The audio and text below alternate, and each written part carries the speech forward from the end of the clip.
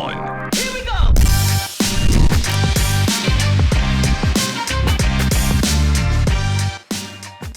Hey everyone, welcome. Hannah Johns here with special guest Jim Kloss to talk about some MLP playoff predictions. Jim, thanks for joining us. Great to be here. All right, I want to kick off with who has been eliminated from the playoffs so far. Well, Utah has 14 points and is done. LA has 20 points. Mathematically, they could theoretically, but it's almost impossible. They've got 20 points with 6 matches to play. So if they swept and went 6-0, they could theoretically get 38 points, but obviously the chance of that's pretty low. Columbus is at 21 and is done. For the other 3 teams, Carolina's got 23 with 3 to go. It's hanging on by a thread. it's mathematically pretty much mathematically, because one of the problems is teams have to play each other. So, like for example, Carolina would have to catch New York or DC. Well, New York and DC play each other, so somebody's going to score at least 2 points out of it. So Carolina's eliminated. Orlando's at 22 with 6 to play, and Arizona's at 24 with 5 to play. Both mathematically possible. Got it. All right, so this is where we stand, at least on the Premier side, headed into the playoffs. We still have, obviously, that one event that you mentioned in Miami, which is coming up this week, starting Thursday. That's October 24th through 27th of this month. But I want to skip ahead past Miami. I want to know who you believe is the favorite to win the 2024 season in November. People ask me that, and I have 2 answers now. At the beginning of the year, before any matches were played, I picked Dallas out of the gate. So Dallas is sitting looking pretty good. Right now they're sitting in second, but they're almost certainly going to finish third, which gives them a leg up in the playoffs. They get to choose their opponent in the first round. But I think it's going to be very difficult with the playoff structure for a team that does not get a bye to win, because the teams are all really good. I mean, even Utah was a tough out coming down the stretch. So anybody can beat anybody. And when you're talking about matches that are coin flips or close to coin flips, you want to flip the coin as few times as possible. St. Louis and New Jersey are probably going to get the byes, so they get to flip the coin one less time. It's a very, very big advantage. So if I had to pick somebody to win, right now, I'd be choosing between St. Louis and New Jersey, which is a tough choice. Absolutely, both great teams. But I want to go back to the coin toss that you brought up, because this is a new thing for MLP, I believe, where the top seed in a matchup in the semifinals gets to choose all 4 coin tosses. Will you run through that real quick for us so people understand? Well, you actually have one additional advantage. So, for example, right now, as you know, in the first round, the 1 and 2 teams get a bye. 3, 4, 5, 6 makes the playoffs, and those 4 will play an initial round. Whoever finishes third gets to choose their opponent between number 5 and number 6. They cannot choose number 4. And then whoever they don't pick, number 4 plays that team. So right now, the most likely scenario is that Dallas finishes third and has that driver's seat option. Texas is probably going to finish fourth, but it's no sure thing. DC could catch them, I think. New York is likely to get the 6th spot. And in my opinion, New York is the weakest of those teams. So I think it's possible New York could finish 5 and DC 6. But either way, I think Dallas will choose New York as their initial opponent. And so they get that initial opponent. Then they get all the choices, picking side, picking order, picking which mixed doubles goes first. They can choose, initially, do we want men's doubles or women's doubles? So, for example, a team like New Jersey, very powerful, obviously, at women's doubles with Anna Leigh Waters, they almost always choose women's doubles first, get off to that nice 1-0 lead. Yeah, for sure. And also, just picking side and serve is already an advantage, which they get to do. They basically get to set the table exactly as they want, which is a huge advantage with these small margins. And I especially being able to choose your matchups in the Dream Breaker, if you do go to a Dream Breaker, has been shown to make a tremendous amount of difference as well. Yeah, and it's a huge advantage too when you get to mixed doubles, because if Mm. you're a super strong Dreambreaker team like New Jersey has been, part of what you can do, say you're at 1-1 going into mixed doubles, you can kind of just try to just win one. Send out your number one team against the other team's number two team. You're just trying to get one of the two, because then you're sending it to Dreambreaker at the worst. If your number two team plays well, happens to beat the other team's number one team, well, then you win 3-1. So it's a very, very big strategic advantage. So our top three teams right now are the Shock, Dallas, and Jersey. Is that correct? Correct. St. Louis is sitting at number one with 52. Dallas, and they're done. Dallas is at 46. They're done. New Jersey's at 40 with 5 matches to play. So they'd have to average 2.4 a match to catch up to St. Louis. Possible, considering the matchups. Possible, but I don't think they're going to make it, but it'll be close. So for those out there who aren't aware, can we do a quick run through of the members of each of those top three teams and sort of strength weakness wise and what you see on Sure. those teams? Sure. St. Louis, they're at the top right now. St. Louis, Anna Bright's the leader of that team. Mm-hmm. Always one of the most valuable players in MLP every year. It's not just, as you know, what's so important and so different and so great about MLP. Talent obviously matters, but the energy, and you just see it when you watch Mm-hmm. MLP, energy, chemistry, so, so important. And it's something that elevates a team from a good team to a great team, from an okay team to a good team. Anna Bright just brings that energy and leadership every season to MLP. It's no coincidence that she's always on a top team. And then they've got the youngster duo on the men's side with Gabe Tardio and Hayden Patriquin. What a If the draft, pair. yeah, if the draft was reheld today, or auction, there's zero chance you could get Hayden and Gabe on the same team. No way. Gabe is in the running, strong running for being most improved player this year. I think pretty clearly now it gets acknowledged as the best right side player in the game, bringing the offense that he does. Hayden obviously has won gold on PPA playing right side with Fetty. Obviously, a strong player on the left too. So great youth there. And I think there is a tendency, interesting, when we talk about chemistry and energy. I think there is a little bit of a connection between age and that factor. The younger players tend to be more into the team game Mm, as a generalization, and I think the younger players bring that energy. We see that with Gabe and Hayden, and then of course definitely. their excellent pick in the fourth, or I guess not fourth round, but it ends up being the fourth pick they had in the auction, getting Kate Fahey for a pretty cheap price, and we see What a pickup. Kate Fahey. We talk about Tardium probably being the most improved player on the men's side. Kate Fahey, if she's not the most improved player on the women's side, I'm not sure who is. We'll see that when I'll probably do a When end we of do season our awards award at the end of the year, awards at we'll the find end. out. But Kate Fahey's probably right up there for most improved. So great energy, great youth, great skill. That team's got everything going for it. Um, we mentioned New Jersey's probably going to be the other team getting a bye, obviously led by Annalie Waters with that fantastic record she has, winning 90% of her matches, kind of a staggering number when you remember that she doesn't just, it's not just women's doubles, she's got to play a mixed game too, and she's winning 90% of her matches. So just tremendous.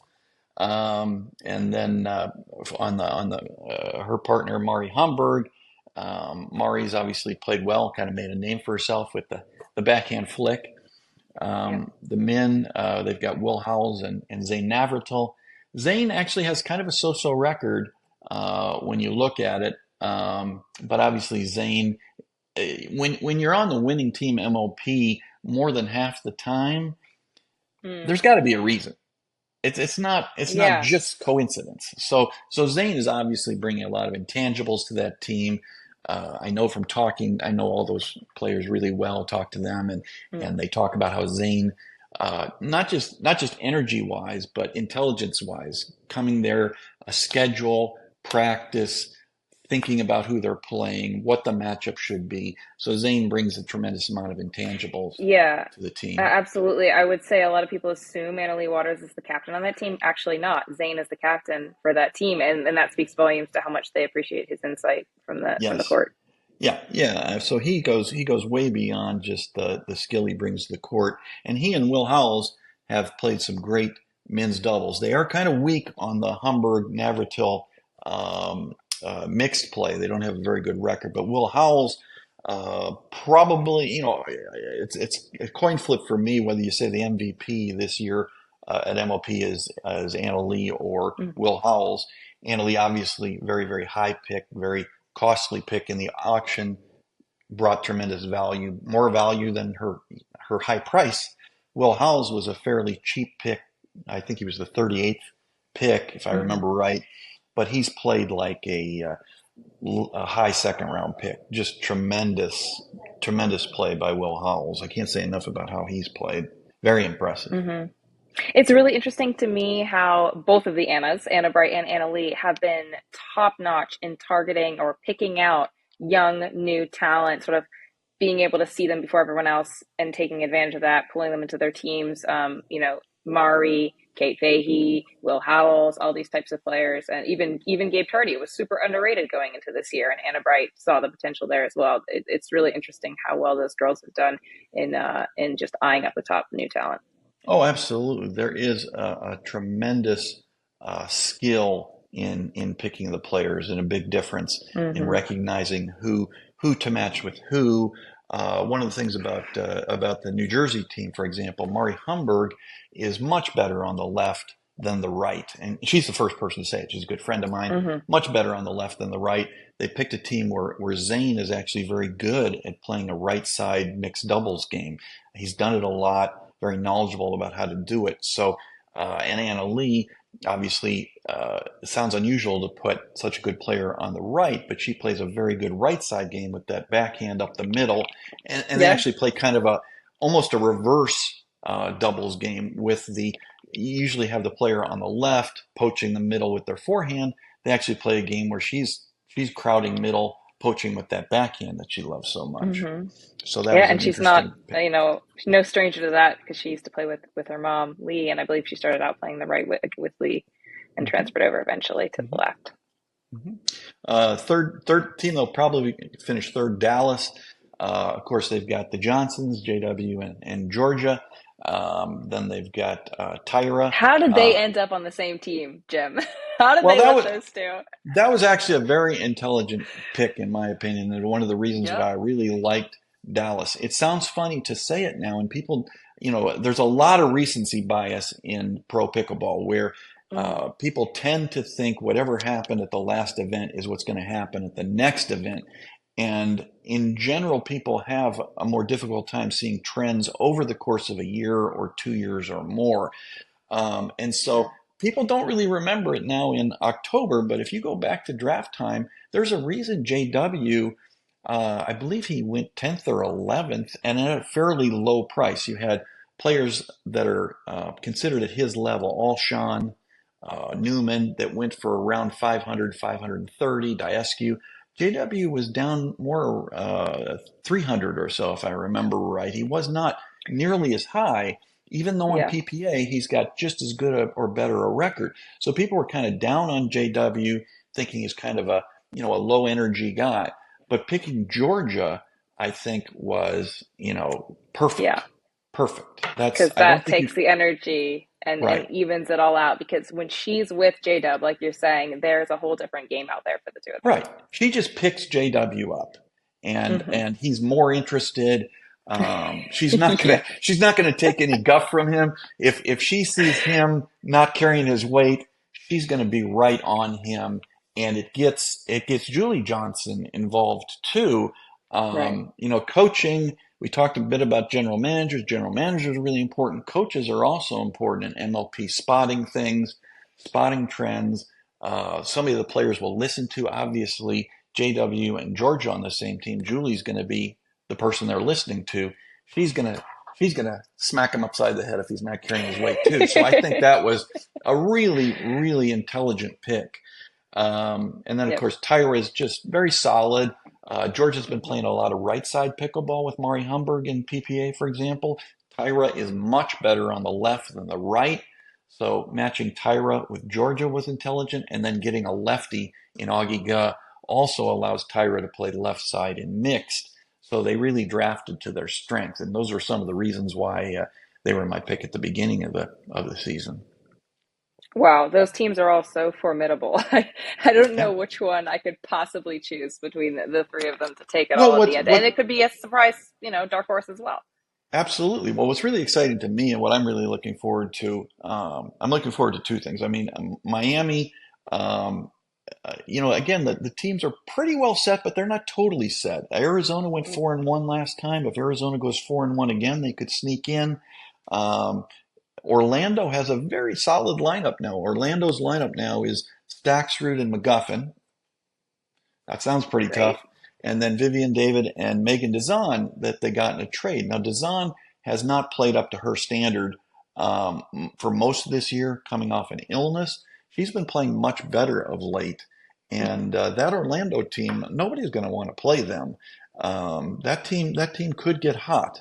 And with Absolutely. 6 games to play, 6 matches to play, they've got the most potential for trying to come out of nowhere, if you will.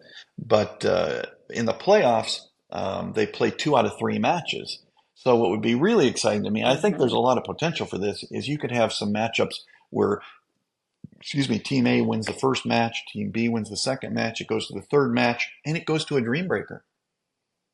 So then you have Yep. a 2 out of 3 match decided, all comes down to a dream breaker. Oh, can you imagine the pressure? Oh, and say the championship is St. Louis against New Jersey. New Jersey, again, is kind of built to go to a dream breaker. I mean, if you look at that, let's take that as a theoretical championship matchup. Um, you're going to favor New Jersey in women's doubles. You're going to favor St. Louis in men's doubles. In the mixed, you're probably going to favor the Howells ALW team. And then it gets down to the matchup, who picks who. But you probably favor St. Louis in the other mixed match. Darn good chance that goes to Dreambreaker. Yeah. Dreambreaker is a real toss-up. You got Patricon and Tardio are very good men's singles players. Howells has been playing pretty well as a singles player. Zane's got talent. Anna Lee, obviously. Humberg's a pretty good singles player. Anna Bright doesn't usually play singles in a PPA event, but she's a very talented singles player. Yep. Kate Fahey, probably Can't the say enough about second her. probably the second best women's singles player now. So look at that Yeah. Dreambreaker match. I think there's we're getting a little bit ahead of it, but there's a real good chance you could see the MLP championship come down to a Dreambreaker between those two teams. And wouldn't that be What a something? way to end it. I would It would love be that. incredible. I would love Yeah, it too. Who would not want to see that? totally. Well, now I have a fun one for you. Which team in Premier crashed and burned? Well, probably, LA was disappointing, but understandable with Thomas Wilson and Mm, and his yeah, unfortunately being out really most of the year. unfortunate. That's thoughts and prayers to him. Hopefully, he comes back 100% at some point. But probably the two disappointing teams to me are Columbus, first of all. That's you'd call that Riley Newman's team. He was their big purchase in the auction. That team just never gelled. It was Riley and Connor Garnett at the start. They, two good guys, two good players, but for whatever reason, there didn't seem to be chemistry. And they ended up, with a lot of trades, went through a lot of different women players on that team, and nobody seemed to really get going. And then I'd have to say Carolina. When you take Ben Johns, um, Who's that? pretty big advantage to have Ben Johns on your team. I didn't like the rest of their draft. I didn't like Hmm. how they put their team together. I thought they should have gone some other directions, but that team should have done a lot better. I mean, Ben and Colin lost a number of matches in They did. MLP. Their Yeah. record in MLP, very disappointing. I know they lost to Zane and Will, I think at least twice. If that was the matchup in a PPA tournament tomorrow, we'd be shocked if Ben and Colin didn't win the match. But MLP comes along, not so great. Yeah, changes a lot of things. The rally scoring as well, and just yeah, the players like you talked about in the beginning, the players' energy, what they're bringing to the table in terms of their enthusiasm is for sure one of those intangibles. Yeah, I think if I Um, was, if I was general manager and I took Ben first, I'd love to take Ben first. I'd probably look for a very young team to put with him and try to get the enthusiasm get them from the other excited. players and get him more into it. Yep. Did any players end up in the Challenger and Premier League that surprised you over the course of this year? There were trades, obviously, and drops galore. Well, there were a number of moves made by teams that seemed potentially, when you had the Challenger Premier trades. I think all of them, Hmm. I believe every single one also involves some money changing hands. Yeah. Typically with the premier team having to pay the challenger for a perceived better player or something, but not all of them. And so I think the money got involved somewhat, so it's hard to totally judge those trades without having that information about why the money played an important part. Mm. I know the players. I did hear from a couple of the players who got traded down to Challenger, and they were, Yeah. let's say, they were disappointed. It's a very nice way to say it. I mean, I would be, yeah, I would be pissed if I was, in Premier and I got traded Yeah, down and I was there. I mean, no, all great players, regardless of which league you're playing in, but the opportunities, the higher stakes, more media appearances, more center court coverage, bigger, potentially more involvement from your team owners if you're in Premier. There's a lot of perks that go along with being in Premier that are not just about the competition itself. absolutely, absolutely. And it's sort of, you kind of get labeled maybe as this premier player, you get labeled as this challenger player, Sure. like you're a major league player and a minor league player. But the Hmm. difference um, between the fourth best player on a premier team and the best player on a challenger team, it's not that big. And we see that sometimes it's opportunity. We saw that when Kwang Dong, didn't get drafted even by challenger. Then he gets picked up by Hmm. Texas, and obviously Q's improved a lot of the course of the year, but he's also taken advantage of the opportunity. We've seen a player like Roscoe Bellamy that got drafted in Challenger, then dropped, then got the opportunity Hmm. to play in Premier, held himself, pretty well. Bellamy's a talented He player, did. so the difference between them, there's a number of players playing Challenger that certainly you would say, oh, that's a Premier player. Yame Martinez Vic, Yeah. Zoe Wong, those are easily people that could fit well on a Premier team. You only get 48 players though. If you want to say Right. JMV should be on a premier team, you got to move somebody down. You don't just get to move them up and say nobody comes down. So that's the difficulty. Vivian Glassman getting traded to DC certainly fits in as a premier level player, but it meant Elise Jones had to go down, and Elise is right there with a number of the players that are still on premier teams, and just sometimes it's the breaks of the game. In Elise's case, she had one bad dream breaker, and it was kind of in Yeah. everybody's face. And so everybody's like, well, she's a terrible singles player. She's a terrible dream breaker player. We've got to trade Yeah. her immediately and get somebody who can play singles. Well, actually, if you look at Elisa's record in dream breakers, it ain't that bad. She actually And had a she's pretty actually good quite a record. great Yeah, singles player. She used to play a lot of the singles she had tournaments in she the had PPA one side. bad dream breaker, and Exactly. boom, Yeah. recency bias. We got to get her out of here. We got to get a singles player.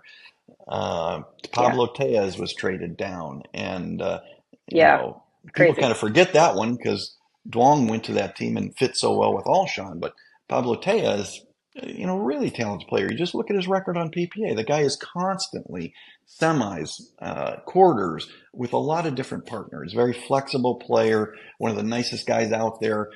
I think brings good energy to a team, good in every way. But there Hmm. he is playing challenger. So it's a pretty fine line between being a premier player and being a challenger player. Yeah. Agreed. And speaking of Challenger versus Premier, the news just got released that four Challenger teams will get bumped up to Premier. The top finishers, the four semifinalists of this year, will get bumped up. What do you think about that? Is that a good strategy to sort of integrate the leagues to some extent? Well, I think the way that's being done, I don't think it's a good idea because while we're talking about these players that are in Challenger that could easily play Premier, what we're talking about, remember, is them being the fourth best player on a Premier team. We're not talking about them being the best player on a Premier team.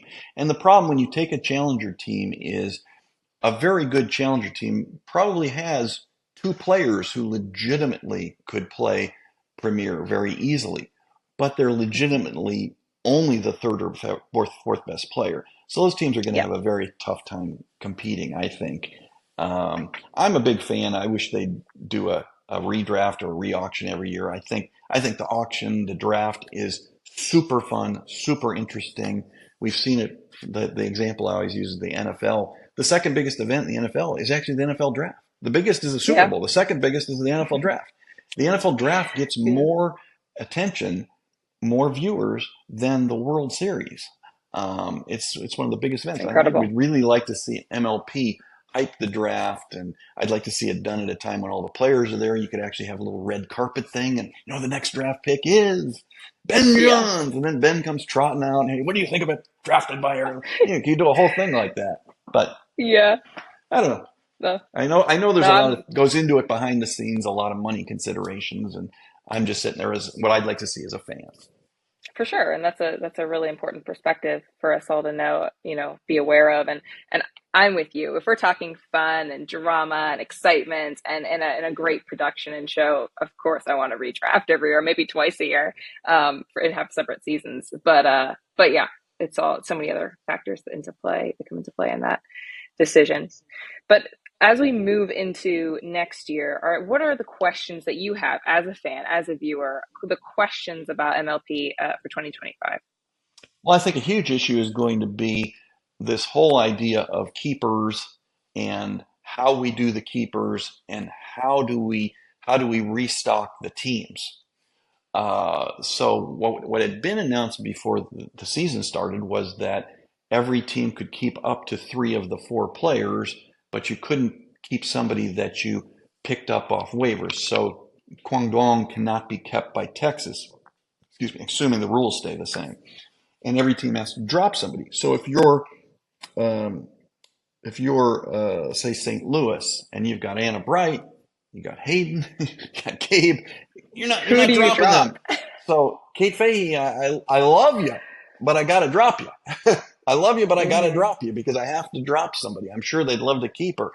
Um, but again, what was announced is if you kept somebody, you had to pay half of their draft price. So Right. how will that affect the team's strategy of do I want to keep this person? Well, it's going to cost me X dollars. Hmm. Maybe I'm better off just dropping them, and I'll be able to either pick them back up or pick up somebody who's probably no equivalent to them. But how are the teams restocked money wise is a huge question. Hmm. You'll recall that for the draft, it was up to $1 million that you had to spend. Well, let's again pick on St. Louis. I think Fahey, I don't have it right in front of me. Fahey was drafted for less than $100,000. I think it was something like $50,000. So does that mean in the restock auction, if we can call it that, they get $50,000 to spend? Whatever Fahey costs, that's how much they get, or can they put in more money? The fear I have is if a team like St. Louis is allowed to drop Fahey and then put more money in the auction, and then some other team for whatever reason decides to drop a top player. LA drops Catherine Parenteau for some reason. So that means St. Hmm. Louis can bid all their money and outbid teams and get Parenteau, and you could create these super teams. I think they really, really need to think through this whole auction redraft. I had actually posted something where I said what they should do is with the drops, then have a draft, not an auction. And the draft would go dependent on how you finished and how many players you dropped. So, like for Utah, I thought it was obvious they should drop the whole team. No insult to the players, but they'll be able to pick them up fairly easily in a re-auction or redraft. And so I had Utah in my hypothetical as the only team that dropped everybody. Well, if they're the only team that dropped everybody, uh, if you keep a player, you forfeit a pick. So if you keep one player, you forfeit your first pick. If you keep two players, you forfeit your first and second. Keep three players, finish first. Pretty simple. So Utah being the only one that dropped every player, they're the only one with a first round pick. So they could drop Garnett and Long, and they just pick up Garnett right away.